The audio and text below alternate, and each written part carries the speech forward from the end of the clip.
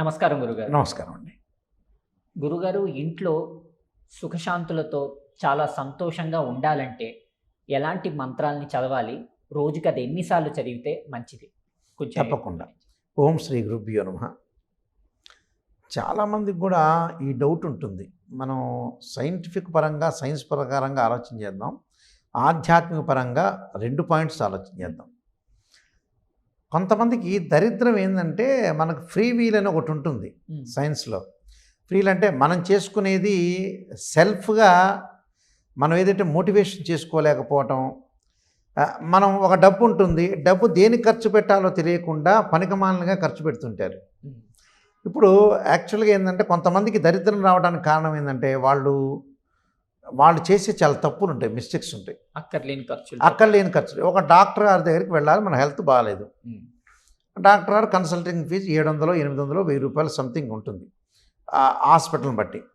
ఒక 300 రూపాయలు మందులు రాస్తాడు, అవసరమైతే నెసరీ అయితే స్కానింగ్ రాస్తాడు. ఈ ఖర్చులు పెట్టకుండా వాడు సెల్లు కొంటాడు, 25,000 పెట్టి, 30,000 పెట్టి సెల్లు కొంటాడు. నీకు డాక్టర్ అవసరమా లేదా నీకు సెల్ అవసరమా? ఎంజాయ్మెంట్ చేస్తుంటాడు, ఊర్లో వెళ్తుంటాడు, బాంబేనో కలకత్తానో. వీడు కట్ చేసేది వీడు కట్ చేస్తుంటాడు.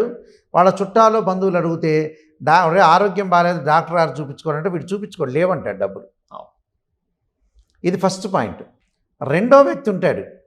రెండో వ్యక్తి బ్రహ్మాండంగా డబ్బులు ఉంటాయి. పెళ్ళికొడుకు తండ్రికి హైదరాబాద్లో 7-8 ఇళ్ళు ఉంటాయి. వాడు మ్యారేజ్ బ్యూరోకి డబ్బులు కట్టడానికి ఇదైపోతుంటాడు వాడు. మరి పిల్లగాడికి పెళ్లి కాకపోతే, సంతానం లేకపోతే వీడు ఏం చేసుకుంటాడు ఆ డబ్బంతా అని బుద్ధి తక్కువ ఆలోచన ఇది ఒకటి. ఇంకోడున్నాడు, కొంతమంది నేను చూసా, అన్ని ఇళ్ళు కొంటారు, ఈ ఆడపిల్లకి పెళ్లి చేయడాడు, కొడుక్కి పెళ్లి చేయడు. కొంతమంది పెళ్లి చేస్తారు, సంతానానికి డాక్టర్ దగ్గరికి వెళ్ళమంటే వెళ్ళాడు, డబ్బులు ఖర్చు అవుతాయి. డబ్బులు ఉంటాయి, లేనివాడు అనేవాళ్ళు చాలా తక్కువ మంది ఉన్నారు ఈ కాలంలో. డబ్బులు లేని వాళ్ళు చాలా తక్కువ మంది ఉన్నారు. ఎవరు కూడా బయట అందరి దగ్గర 30,000 ఫోన్ ఉంది, ఎక్కువ శాతం 99%. మరి ఆ 30,000 ఫోన్ అవసరమా? డాక్టర్ గారి దగ్గరికి చూపించుకోవటం అవసరమా? మ్యారేజ్ అవసరమా? ఇంకొంతమంది ఏం చేస్తారు సార్, పొలాలు గిలాలు అంతా చాలా విపరీతంగా ఉంటాయి, వాడు మ్యారేజ్ చేసుకోడాడు. ఈరోజు చేసుకున్న ఆ రోజు చేసుకున్న, పొలం పెరిగితే బాగుండు, ఇల్లు పెరిగితే బాగుండు అని అనుకుంటాడు. వాళ్ళకి బ్రెయిన్ మెచ్యూరిటీ కాలేని పర్సన్స్ అసలు వీళ్ళందరూ. సమాజంలో ఏది తప్పు, ఏది ఏ సమయంలో చేయాలి, ఏది ఏ సమయంలో చేసుకోవాలని బ్రెయిన్ మెచ్యూరిటీ లేదు. అందువల్ల జ్యోతిష్యంలో బుధుడు బుద్ధికారకుడు అంటాడు. అంటే వాళ్ళకి బుద్ధి లేదని అర్థం. ఒక డాక్టర్ గారి ఇంటర్వ్యూలో, ఒక ఫేమస్ డాక్టర్ గారి ఇంటర్వ్యూలో నేను ఇంటర్వ్యూ ఒకటి చూశాను.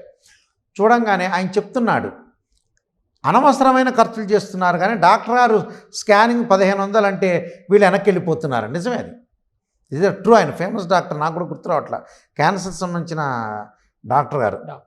అయితే ఆయన చెబుతున్నాడు, నిజమే, దిస్ ఇస్ ట్రూ. ఎందుకది సార్, వాళ్ళు సెల్లు కొంటామంటే సెల్లు కొంటాడు, 6 నెలలకు ఒకసారి సెల్లు మారుస్తాడు. కానీ డాక్టర్ దగ్గరికి రాగానే వాళ్ళ జీవితం గురించి అడగరు. అలానే ఆస్ట్రాలజర్ దగ్గర కూడా వచ్చేటప్పుడు కూడా ఇంత అవుతుంది అంత అవుతుందా, ఈ కన్సల్టింగ్ ఫీజు చెప్పగానే వాడు ఎగిరిపోతుంటాడు. కానీ నా జీవితానికి పనికొచ్చే విషయము నేను చాలా జాగ్రత్తగా చూసుకోవాలనే పాయింట్ ఆస్ట్రాలజర్ దగ్గర కానీ, ఓ డాక్టర్ దగ్గరికి కానీ వేరే చోటుకి వెళ్ళరు.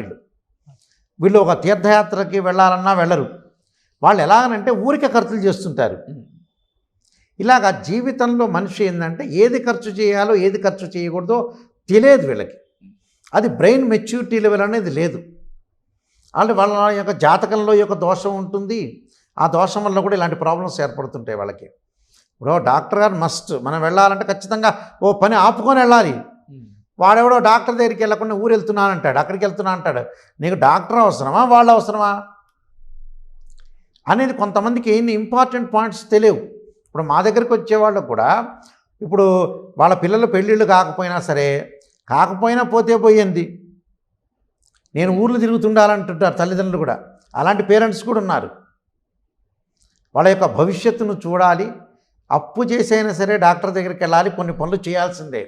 మనం మ్యారేజ్ బ్యూరోలోకి వెళ్ళే వాళ్ళకి డబ్బులు ఇవ్వకపోతే ఏం చూస్తారు వాళ్ళు? ఎవరైనా ఒక ఆస్ట్రాలజర్ అనుకోవచ్చు, ఓ పూజా విధానం అనుకోవచ్చు, ఓ టెంపుల్కి వెళ్ళాలనుకోవచ్చు, అన్ని రకాలు ఉండాలి కదా. అన్ని దేనికి ఖర్చు పెట్టాలి? వివాహానికి, వీటన్నిటికి కూడా, ఆరోగ్యానికి, హెల్త్కి సంబంధించిన ఖర్చు పెట్టాలి. వీళ్ళు అసలు ఖర్చు పెట్టలేకుండా పిసినారితనం చూపిస్తున్నారా?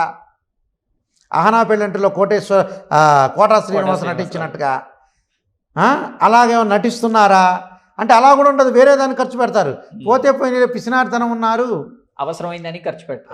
అవసరమైన దాన్ని ఖర్చు పెట్టరు. ఇక్కడ ఆ రాజప్రసాద్ కోటా శ్రీనివాస్ ఉన్నాడు కదా, అదే అక్కడ ఏరుకుంటారు, పుల్లలు ఏరుకొని ఆ మంట పెడుతుంటారు, 2 రాళ్ళు కొడుతూ ఉంటాడు.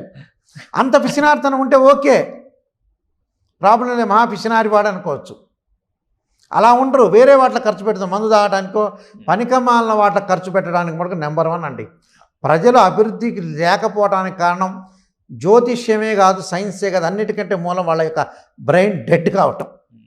అది క్లారిటీ, వాళ్ళకి ఏది ఖర్చు పెట్టాలో తెలియదు. అది ఈ ఖర్చు పెట్టేవాడు కూడా డాక్టర్ల గురించి మిగతా వాళ్ళు చేపత్తాలు ఆడేవాళ్ళు కూడా ఉన్నాడు. నేను ఎంతమంది డాక్టర్ల దగ్గరికి వెళ్ళానండి అంటాడు వాడు, వెళ్ళడు, డూబది. జ్యోతిష్యుల దగ్గర కూడా చాలామంది దగ్గరికి వెళ్ళానండి, గురువులు వీళ్ళు చెప్పారు, అది చెప్పారు అంటాడు, అది కూడా డూబే. కొన్ని డూబు కూడా ఉన్నాయి ఇందులో, నిజం చెప్పాలంటే అబద్ధాలు ఆడేవాళ్ళు కూడా ఉన్నారు. నిజాన్ని తెలుసుకోవాలి. అందువల్ల స్త్రీయ లోపం మెరుగుట పెద్ద విద్య, లోపం మెరిగిన వాడే పూర్ణుడు అవుతాట నరుడు. మన లోపాలను మనం సవరణ చేసుకొని ముందుకు వెళ్ళాలి. అదొక లోపం, ఫస్ట్ లోపం. అయితే ధనం కలిసి రావాలన్నా, ఏదైనా సరే కలిసి రావాలంటే ఒక మంత్రాన్ని చదవాలి వాళ్ళు. మంత్రం చదివేటప్పుడు ముఖ్యంగా ఒకళ్ళ ఆర్థిక స్థితిగతులు బాగలేవు, ఆర్థిక స్థితిగతులు బాగలేని వాళ్ళకి వాళ్ళు మంత్రం చదవాల్సింది యక్షరాజాయమే అంటే కుబేరుడు యొక్క మంత్రం ఉంటుంది. ఆ కుబేరుడు యొక్క ఓం కుబేరాయ నమః అనే మంత్రం చదవచ్చు. అదొకటి ఫస్ట్ పాయింట్.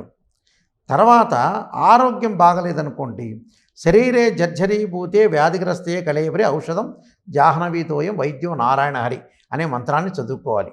అలా అని ఇప్పుడు నేను మంత్రం చదివితే డాక్టర్ని క్యాన్సిల్ చేసే రకాలు కూడా ఉన్నారు. డాక్టర్ దగ్గరికి వెళ్ళాలి. ఔషధం అనేది శరీరంలో పనిచేయాలంటే మంత్రం చేయాలి, డాక్టర్ని దగ్గరికి వెళ్ళాలి, వైద్యాన్ని తీసుకోవాలి, అన్ని రకాలుగా చూసుకోవాలి. అలానే సంతానం కలగాలంటే సంతాన గోపాలకృష్ణ మంత్రం చదవాలి. దేవకీ సుత వాసుదేవ గోవింద జగత్పతి అనే మంత్రాన్ని చదవాలి. అలానే విద్య రావడానికి దక్షిణామూర్తి శ్లోకాన్ని పఠించాలి. ధనం కలిసి రావాలంటే కుబేరుని ఆరాధన చేయాలి. అంటే యక్షాయ కుబేరాయ వైశ్రవణాయ ధనధాన్యాధిపతే ధనం ధాన్యం సమృద్ధిమే దేహిమే దాపై స్వాహ అనే కుబేరుడు యొక్క మంత్రాన్ని చదవాలి. అంటే ఇక్కడ మంత్రాల యొక్క ప్రాముఖ్యత ఉంటుంది. అలానే డాక్టర్ యొక్క ప్రాముఖ్యత, వైద్యో నారాయణ హరి అన్నారు, వైద్యుడిని కలవాలి. అలానే మనం చేసే పనిలో కూడా దైవత్వాన్ని చూపించాలి, ఎవరికి కూడా అన్యాయం చేయకూడదు. 10 మంది చెప్పిన మాట వినాలి. మనమే మోనార్కులవని కాలర్ ఎగరేయటం కాదు. అలా మన పోయినసారి అప్పుడెప్పుడు పాపం అక్కినే నాగేశ్వరరావు మోహన్ బాబుకి ఏదో గొడవ కాదు, ఇద్దరు ఒక డయాస్ మీద అక్కినే నాగేశ్వరరావు గారు అంటారు, మోహన్ బాబు లాంటి వాళ్ళు ఇలా ఒక సినిమా హిట్ అయితే కాలర్ ఎగరేశారని మోహన్ బాబు గారికి అక్కినే నాగేశ్వరరావు మంచి సంబంధంతో, మంచి రిలేషన్ తోటి నా అక్కినే నాగేశ్వరరావు అన్నారు. అలాగా నేనే మోనార్క్ అనుకోకూడదు, ప్రజలు కూడా మోనార్క్ అనుకోకూడదు. అనుకోకుండా వీళ్ళు 10 మంది యొక్క మాట వినాలి, సలహా తీసుకోవాలి, ముందుకు వెళ్ళాలి. అలాగే ప్రతి విషయాన్ని కూడా ఆలోచన చేయాలి. ఆలోచన చేసి సూటిగా సమాధానం ఉండాలి, దాచుకోవటం కాదు. అది ఏది జరిగినా కూడా క్లారిటీ ఉండాలి. అలా అందరినీ 10 మందిని ఆలోచన చేయాలి, నిర్ణయం తీసుకొని వెళ్తే జీవితంలో ముందుకు వెళ్ళే అవకాశం అనేది ఖచ్చితంగా ఉంటుంది.